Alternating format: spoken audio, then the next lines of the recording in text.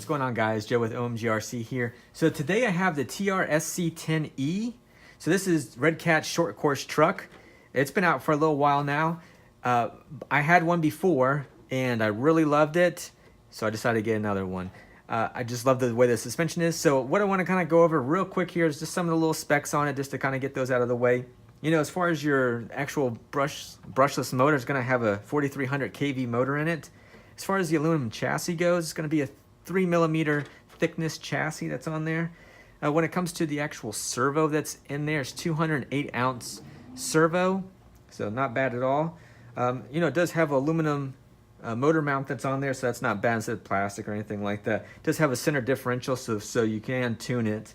And also, as far as the electronic speed controller itself, it's an 80 amp electronic speed controller, so it means it's capable of a 3S. So you can put a 2S if you want, or a 3S in there, and you're good to go. I know you're guessing, like, what just happened? The vehicle looks dirty and it's not new. You're right, it's not. What I did was I went ahead and did a run on it, and it did break something, so I couldn't really finish up on my review.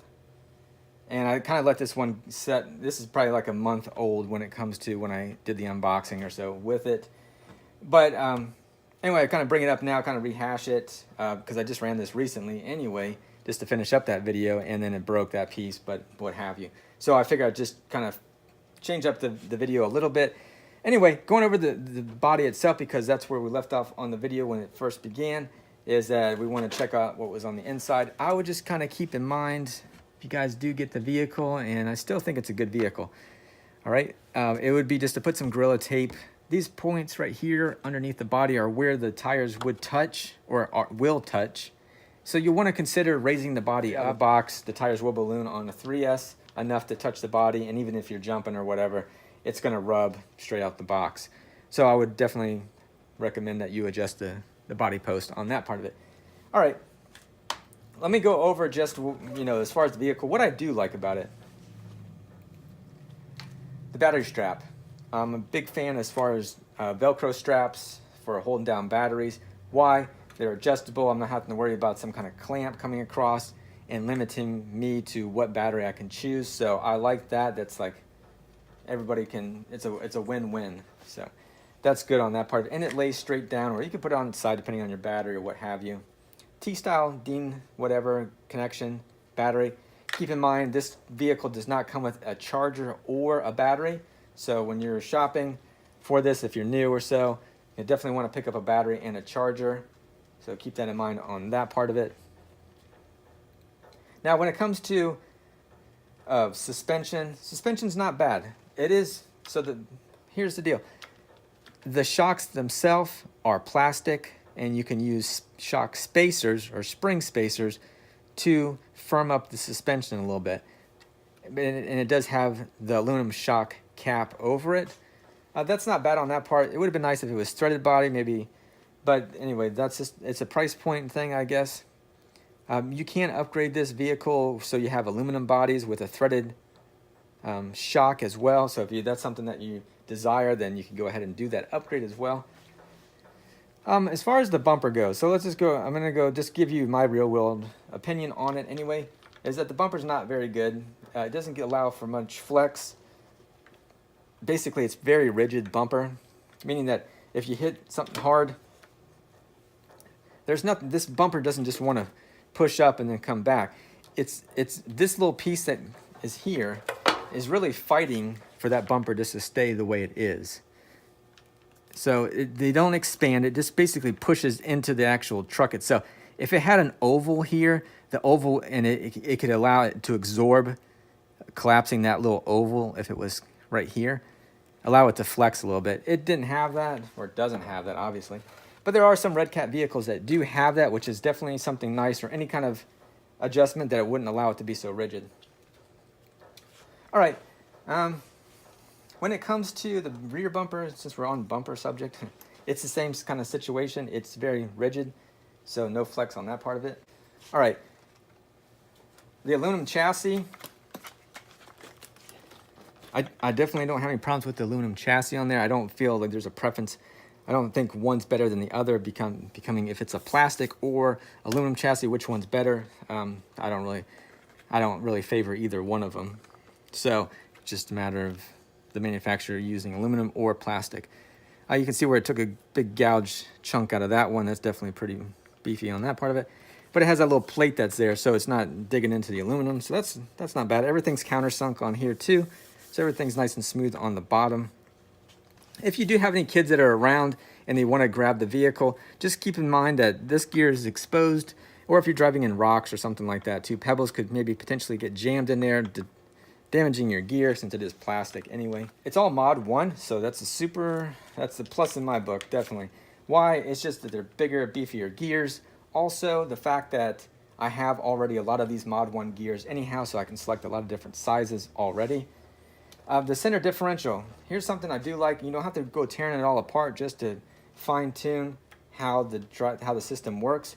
You can go ahead and there is just an Allen that you stick in here, and therefore you can adjust it. The tighter you get it, the wheels, this won't slip, meaning that all four wheels are getting the same power.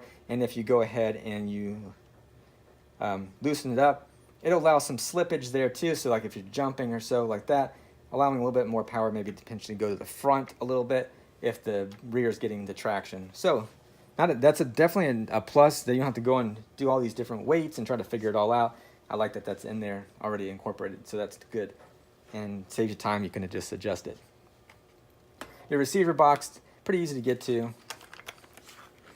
if you need to. So let's say, for instance, I want to put a fan on here. You just have the one little clip that's here, and then you have two little screws that are here. Take that, and that comes off. So that's nice on that part of it. You know, this is a 4300 kV motor. Not bad. You know, it is a high RPM motor. So with that being said too, either way, even if it's low or high, you know, it's going to generate a lot of heat when you're running on a 3S. Keep that in mind. You may want to eventually pick up a heat sink with a nice cooling fan on there, just to keep that thing cool, especially during the summertime. That would be one of my recommendations. I need to get one for myself as well. Also, as far as what comes in the bag itself, in your box that you get some tools with it and so on. So that's pretty nice on that part. You do have some adjustments that come with the kit as well. You can go through that step if you do decide to pick one up. So there's some spring, you know, spacers in there. Similar stuff to fine-tune your shocks if you need to. And also, as far as the radio goes, so a 2.4 gigahertz radio with 4 AA's that it just requires. So again, when you're picking this thing up, you do need 4 AA's, plus you need the battery and the charger if you don't already have one. So that's that part on there. All in all, I'm going to go ahead and just stop rambling from this point, but I am going to touch base at this point where I'm going to transition into the actual footage of it braking and get you up to speed on that part of it, just so you're aware anyway. So if you can see this suspension arm here, this upper suspension arm, this little piece right here, this little metal piece, it snapped off, actually snapped off inside the upper control arm, therefore making it pretty much for me to get impossible to get out. So I'm just going to go ahead and replace it, along with I'm going to try and find a different, I'm going to call it a rod, tie rod or something like that, that it needs to be replaced. And I'll probably go with something that maybe that's a little bit more durable on that part of it anyway. You guys can kind of see that. But anyway, that's what snapped off on there. And then as far as that bumper goes, so that was the things that broke. So anyway, hope you guys enjoyed the video. Don't forget to like, comment, and subscribe. If you're new to the channel, definitely encourage you to subscribe. And also check out OMGRC.com. You know, that's where we sell all our hobby stuff, helps support the channel, helps support the fam. And until next time, hope you guys enjoyed that little video, and you guys take care. Later. Truck. I'm running a 3S in it, so I'm going to just do a little running of it, do some jumps out in this little field that I have right around by my house. So anyway, let's get it going.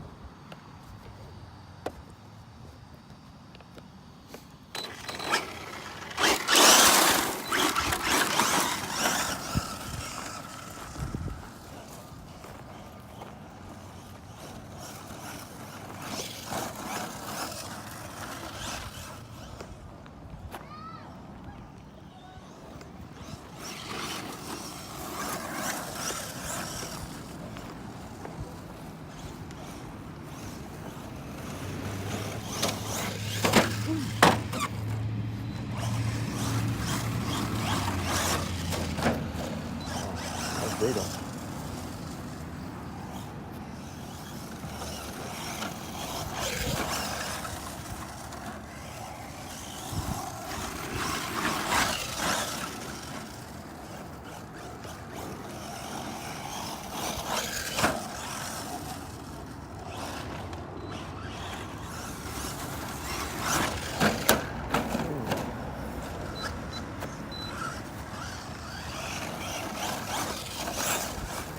No, something's not right.